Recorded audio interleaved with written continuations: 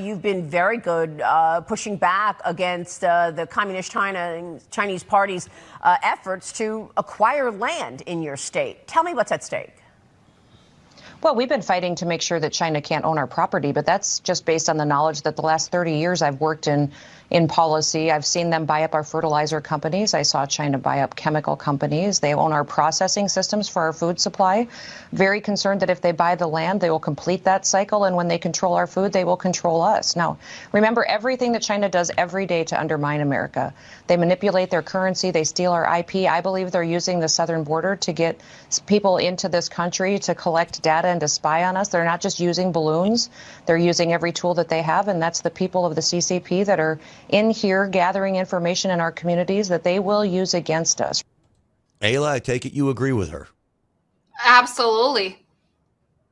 Well, the problem here is that if you look at all of the acquisitions of land and properties, you found CCP actions to be very precise.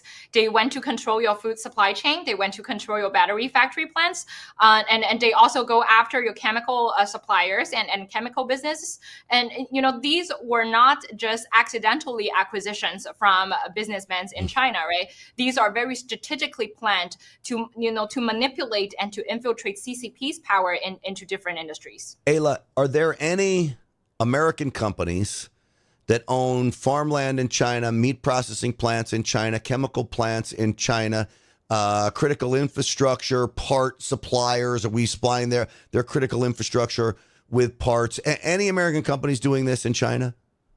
No, absolutely not. And in fact, that Grant, a small tip here that if there are critical, even with farmlands, if there are farmlands with great qualities and great, and quality of lands and great weathers, most of these land was actually controlled by the Chinese Communist Party itself. So even with farmers in China, they will not be able to obtain, the lands themselves because it was all CCP state controlled, let alone business.